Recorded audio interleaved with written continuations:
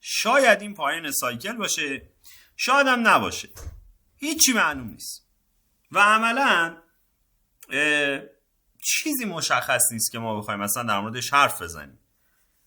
یک جمله هست میگه که اگر در جنگ پیروز شدیم چیزی برای گفتن نداریم و اگر هم شکست خوردیم دلیلی برای توضیح دادن نداریم. اما اونایی که با امیر قاسمی در پورتفولیو همراه بودن، وایسای منو در تلگرام شنیدن، من بازم به خاطر اونا اون مسئولیت اجتماعی گفتم اونایی که با امیر قاسمی همراه بودن بارها گفتم بیت کوین بخرید. روی سود هستن. کسایی که گوش کردن در جای درست هم دارن سیو سود میکنن و با مدیریت. و من یک عکس، دو تا تصویر منتشر کردم توی 2 کانالمون در اینجا من منتشر کردم که بچه‌ها ببینن که آقا ما داریم مدیریت سرمایه میکنیم. ویدیو گذاشتیم، گفتم آقا منم نمیگم بهتون چقدر و به چه شکل. بچه‌ها اگر که در جریان نیستید حتما توی کانال تلگرام ما سر بزنید. من خودم از 15 تا 25 هزار دلار بیت کوین خریدم و سایکل قبلی هم بین 5 تا 7 هزار دلار خریدم. از 4 ماه قبل بهتون گفتم 543 روز بعد از هاوینگ 15 اکتبر روز خروج بازاره و متاسفانه من فکر کردم که این سایکل متفاوته، ولی خب این به معنای این نیست که من این پاستیل نباشم توی بازار مالی و کش نیام. من آدمی نیستم که سود خودم رو صرفا به خاطر هر چیزی بخوام خراب کنم.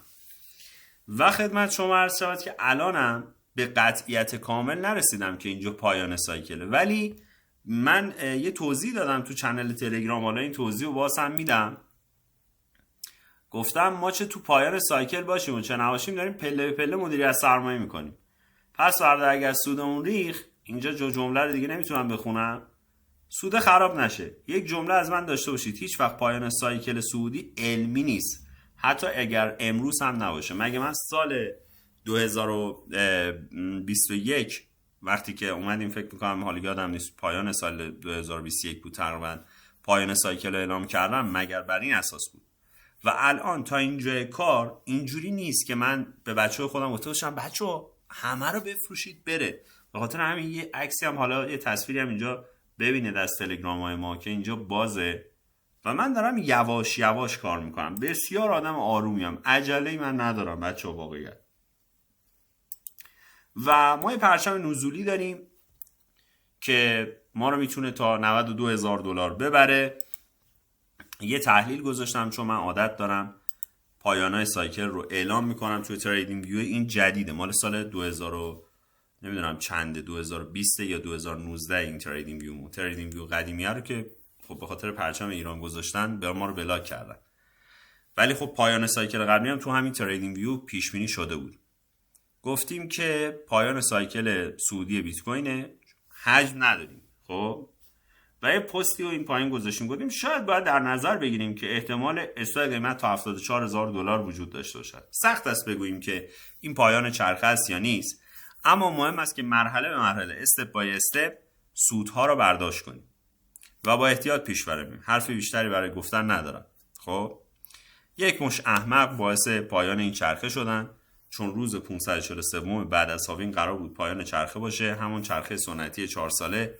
بهتر است به جای پیدا کردن سقف‌ها به دنبال کف‌ها باشید. حالا حتی اگر ما MVR ویزد اسکور ما به جایی که بیاد بره سقف بزنه و ما رو مهمونی ببرن، اصلا ما رو کلا گول زدن. مهمونی به کار نیست، فقط لباس دامادی تنمون کردن.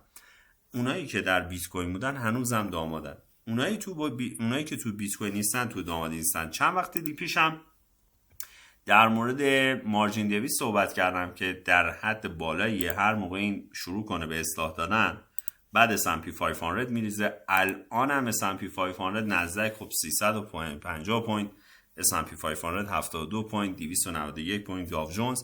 و الان هم نمیخوام بیام اعلام کنم که تو این ویدیو گفتم که من پایان سایکل، نه، من ریسکا رو میبینم و چون بچهای من میانگینشون خیلی خوبه نگاه میکنم. یا میبینی من گول خوردم، بله ما 15 تا 25 هزار تا خریدیم، اشکالی نداره اصلا اگه هافشم همین بالا با مدیریت بیایم بیرون، ولی من اون هاف دیگر رو نگه میدارم که اگه شرایط ما رو گول زد و برگشتیم رفتیم بالا، بعد نیام اینجا بگم که مثلا بیام بگم که خب خیلی خب من ترتیبم داده شد. من اینجوری که کار نمیکنم تو بازار مالی که. اما یه اتفاق خیلی بد که میخوام در موردش حرف بزنم، گلدمن ساکس و مورگان استنلی نسبت به اصلاح بازار هشدار دادن. بازار رشد میکنه سپس عقب نشینی میکنن. گلدمن ساکس و مورگان استنلی پیش بینی میکنن که در طی 1 تا 2 سال آینده بازار سهام جهانی بین 10 تا 20% اصلاح قیمتی تجربه میکنه. صندوق بین‌المللی پول IMF جروم پاول بعد اومده میره جلوتر، جروم پاول فدرال رزرو آمریکا و اندرو بیلی رئیس بانک مرکزی انگلستان در مورد ارزش‌گذاری بیش از حد سهام هشدار داد. خب حالا اینکه به سود و به هوش مصنوعی ربط داره و بعد حباب و هوش مصنوعی اینا هم بگذاریم. با این حال تاکید کرد، یکی آمده گفته که با این حال تاکید کرد که چنین بازگشت‌های طبیعی از چرخه سودی بلند مدت بازار است و توصیه اصلی بانک‌ها به مشتری‌شان همچنان سرمایه‌گذاری مداوم با بازبینی ترکیب سعد سرمایه‌گذاری است، نه تلاش برای زمانبندی بازار. او افزود کاهش 10 تا 15% در بازار حتی در دوره‌های سودی نیز رایج است. این مسئله نباید باور بنیادی شما را در مورد نحوه تخصیص سرمایه را تغییر دهد. تدپیک مدیر عامل مورگان استنلی در همان پنل سخن میگفت، اصرار داشت سرمایه‌گذاران باید از چنین افتایی استقبال کنند و آنها را نشانه بحران نبینن. حالا اینکه هوش مصنوعی این وسط چقدر تاثیرگذاره و اینا سر جای خودش. این بابا هم خیلی قشنگ تحلیل گذاشته و یک الگوی فراکتالی رو دقیقاً گذاشته از دو مدل قبلی که لور های زده، بعد هدن شولر اینجا داریم که باعث کاهش شده، از فیبوناچی استفاده کرده و اینجا هم لور های رو زده و بعد اینجا هم باز هم ما اون الگو رو داریم. و بچه ها من این الگو رو بهتون بگم، نگفتم بهتون، الگوی هدن شولر هم داریم و بعد پیش بینی میکنه که تا $87,000 میایم پایین و این میتونه درست باشه. روی چارت هم همینو ما تقریبا بارها به شکل‌های مختلف گفتیم، ولی خب اینقدر این پرچم سعودی داره سریع عمل میکنه که اصلا آدم رو مات و مبهوت کرده واقعیت. و میدونید ما مثلا همین الان که نگاه بکنید اینجا شما کاملا یک الگوی هدن شولر رو داریم میبینید و ساده است که بهتون بگم که اگر قرار باشه ما الان مثلا اگر نیکلاین رو شکوندیم میایم رو 89,000 تا. حالا 89,000 تا کجاه؟ $89,000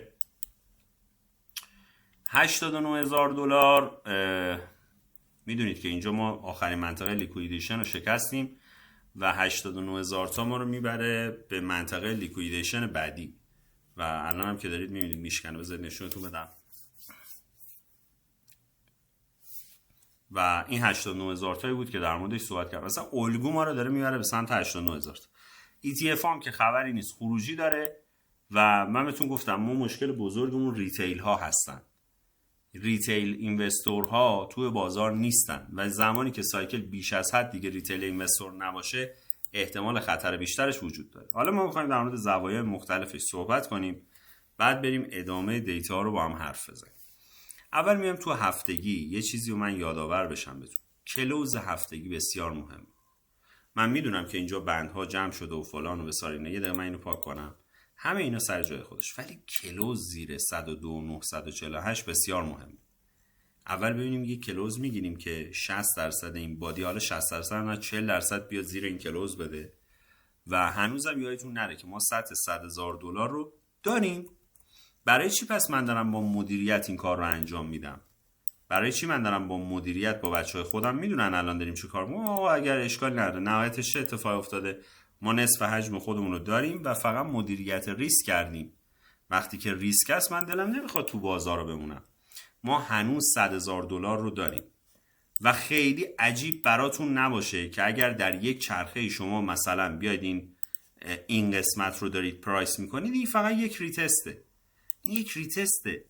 ما اینجا ریتست دادیم ولی شاید اگر که منطقه بعدی بخواد ریتست بده میاد این پای ریتست میده و برمیگره میره بالا، ولی این شاید 1 سال زمان ببره، شاید وضعیت خیلی بد بشه یا هر چیزی که قراره بشه. ولی ما الان فعلا باید بذاریم 100,000 تا بشکنه. بعد من این بولینگر بندم میبندم. بعد از اون اینو من یه دقیقه باز کنم براتون. سوپر ترند ما هم همونطور که میدونید 96,000 تا. بعد از 96,000 تا یکم قصه غم انگیزتر میشه و هنوزم خیلی زوده که ما بخوایم ریاکشن نشون بدیم. اون مقداری که میبینید من جلوتر خیلی خوب گوش کنید. جلوتر من یه مقداری خروج گرفتم که توی تصاویرم بهتون نشون دادم. اگر یادتون باشه من یه زمانی برای اولین بار وقتی به 110,000 تا رسیدیم و پیش بینی کردم که بازارها یه افت سنگینی خواهد داشت، یه دیپ سنگین که می‌خواستیم اونو شکار کنیم. وقتی رفت پایین اومد 90,000 تا و من از 92 که برگشت 1% رو خریدم و 98 1% رو برای بچه‌ام خریدم. عملا دلم نمیخواد قیمت زیر این بره و بفروشم، چون من در وضعیت خیلی بهتری میتونستم این عدد رو خروج بگیرم و نگرفتم و منتظر اینم که ببینم با هرچی بیشتر بتونم پول درارم، خب پایینتر اگه بخواد خیلی شرایط حاد بشه یا خیلی بد بشه، خب برای بچه‌ام بهتر میتونم خرید کنم. و واقعیت حواسم به این قضیه هست. این کسایی هم که الان با من تو این چنل همراهن، امیدوارم اکثرشون بیت کوین داشته باشن. اگرم ندارن در مورد اونا هم حرف میزنیم. بعد گفتم بهتون اگه ما پایین بیایم کجا میریم. خب من گفتم که مثلا میایم رو کف چرخه بعد. این کف سایکل بعدی ببینید یه جایی بین 68,000 تا نهایت 50,000 تا.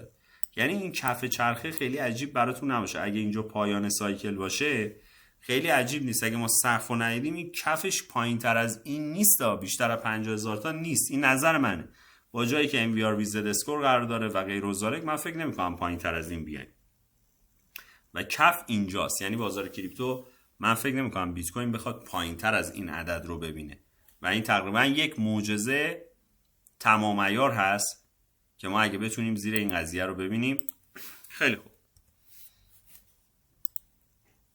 حالا داشتم روی این توضیح بدم بهتون که یه چارتی بود که سری پیش هم رسم کردیم و این آپ ترندی که فعلا داریم میایم داخلشو و این اصلا قبل رسم شده دیگه، تو کاورام هست. من گفتم من مشکلم با مومنتومه.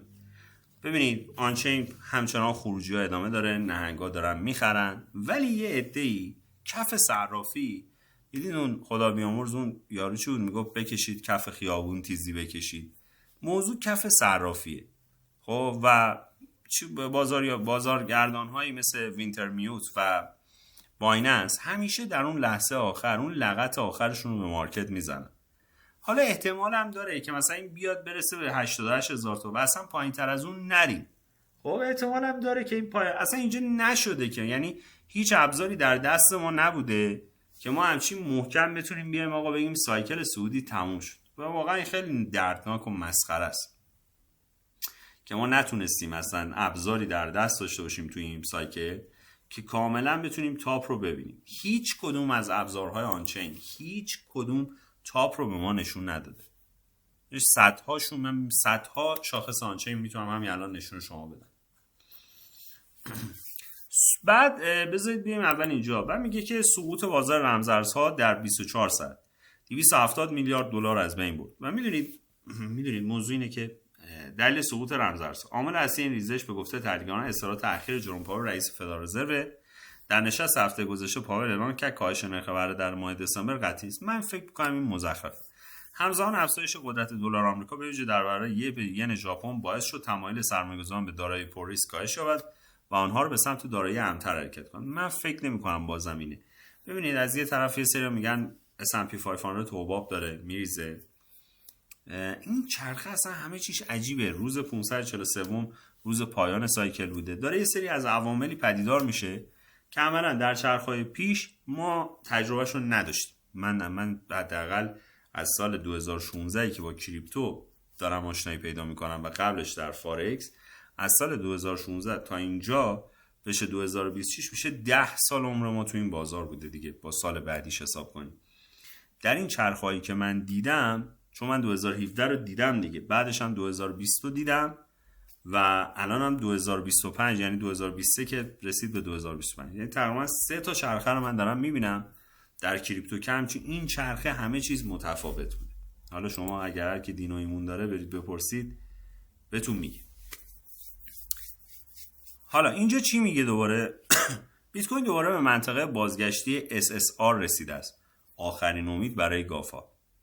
این میتواند به این معنا باشد که موتور نقدینگی بازار در حال پیر شدن است و آنچه در ادامه می آید ممکن است آخرین موج سعودی واقعا هیجانی پیش از یک دوره کندی ساختاری باشه.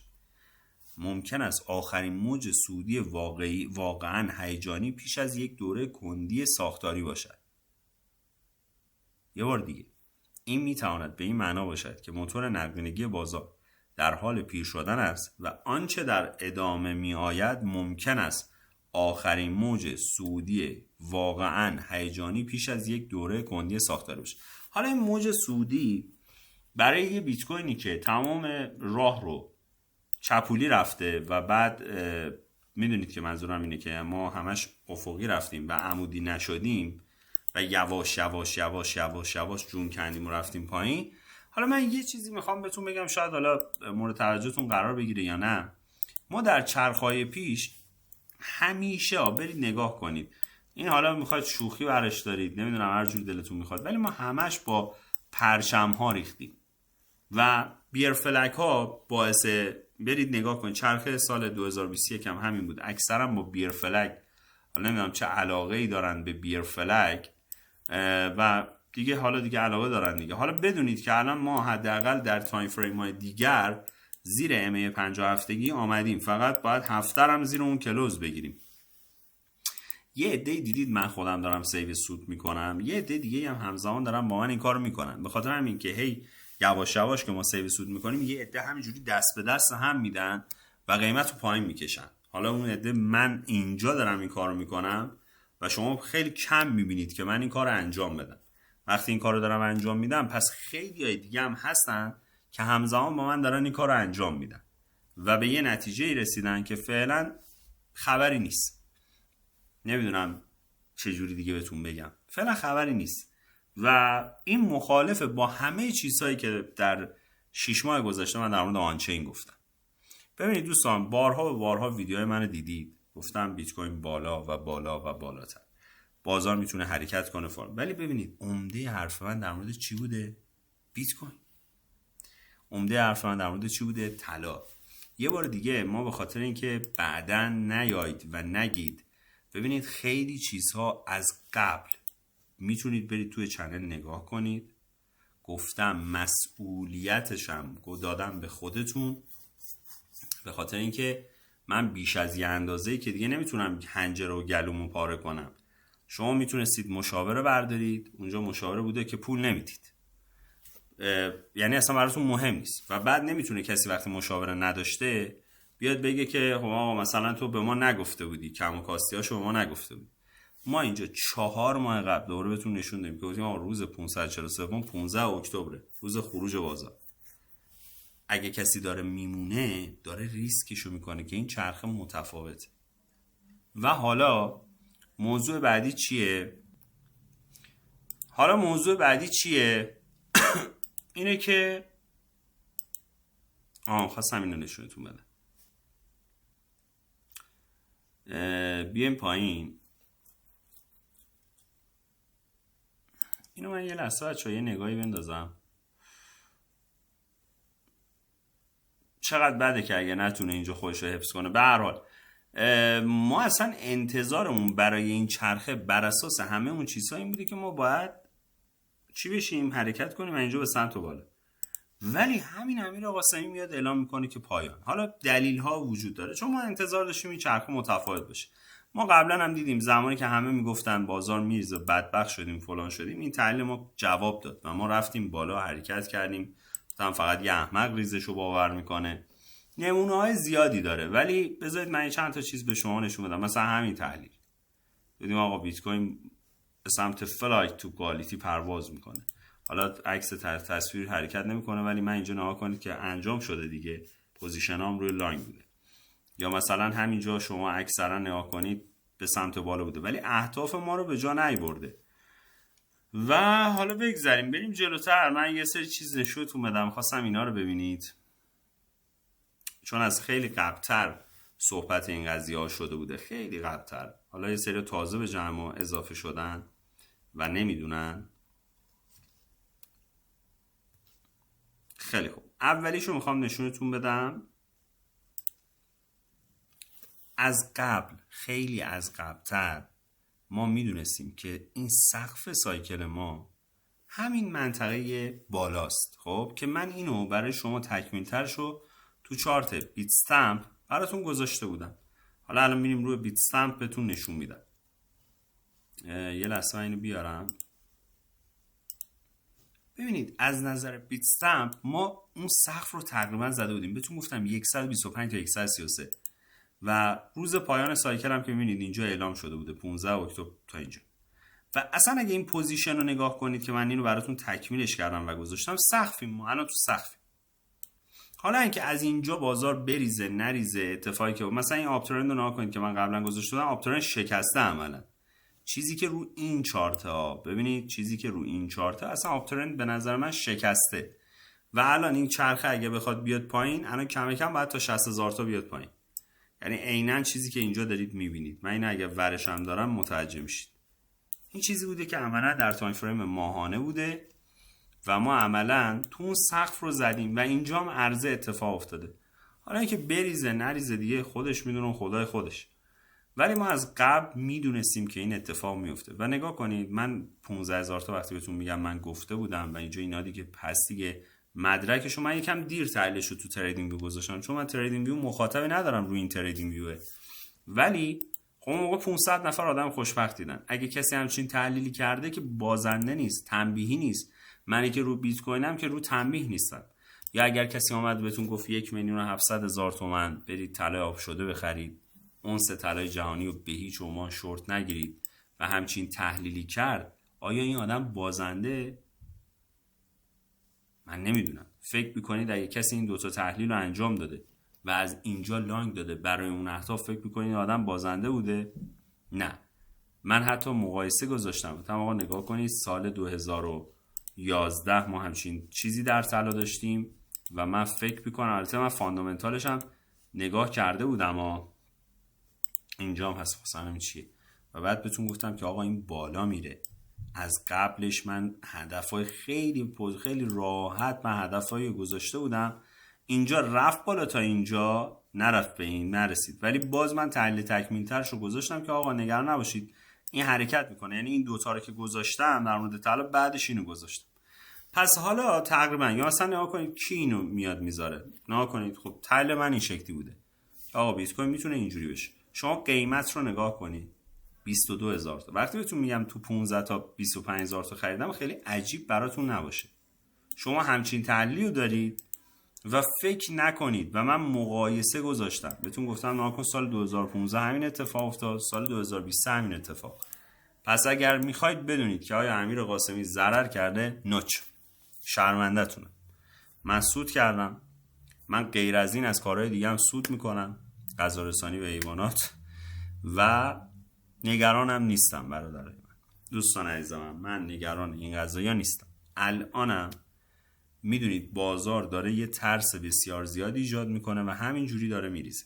خب این به خاطر ترس، به خاطر پنیکه، چون عده زیادی مثل من امروز دارن اعلام میکنن که احتمالا ما به پایان سایکل رسیدیم. حالا اینکه رسیده باشیم یا نه، ولی بازار منو در یک 50-50 گذاشته که میگه سیو سود کن و من دارم این کارو میکنم. بریم در مورد آلت کوین ها صحبت کنم. آل سیزن نداشتید این سیکل، خب خیلی خوب. اگه بدترین اتفاق بیفته، برای مثال آوالانچ شما، ایوکس شما از روی 15 دلاری که الان هست بیاد مثلا برسه به نمیدونم برسه مثلا 5 دلار و شما مثلا روی 25 خریده بودی، خب روی 5 دلار شما خیلی راحت میتونی میانگین تو کاهش بدی. به معنای این نیست که ارزها نابود شدن. چنین که شما الان از روی 14 دلار برسه مثلا 4 دلار، به خدا معجزه مارکته. یعنی شما با یه مبلغ خیلی کم میتونی میانگین تو پایین بیاری و خودتو نجات بدی. من سعی کردم مدل‌های مختلف رو در طی این هفته‌ها به شما نشون بدم و نظرم هم گفتم برید ویدیوها رو انصافا نگاه کنید که لحظه به لحظه شما رو آگاه کردم و ما میدونیم این سناریوهای ما و هی من گفتم آقا نگاه، من دارم هی مدیریت سرمایه میکنم، ناامید نیستم، ولی مدیریت سرمایه خب آقا مدیریت سرمایه است دیگه، چیز زیاد عجیبی نیست. براتون آرزوی بهترین ها رو دارم، امیدوارم ایام به کامتون باشه. به هر حال در آخر امیر قاسمی تو میگی به ما پایان سایکلیم، میگم ببین من الان گفتم پایانه، خب ولی من که همه پولم از بازار بیرون نکشیدم. پس اگر دیدی که پس فردای کار مثلا دیدی که دوباره آمدم گفتم همه چیز خوبه و رفتیم بالا میریم بالا، خیلی تعجب نکن، چون من یه دفعه همه پولمو خارج نمیکنم که پس فردا ببینم بشینم دستم بذارم دستم میگم ای بابا بازار به من رکب زد. من صبورم، آروم آروم کارمو میکنم، شاید سود خیلی زیادی نکنم ولی لاک پشتی حرکت میکنم، ولی آخرش برندم. براتون آرزو بهترین ها رو دارم، ایام به کامتون باشه.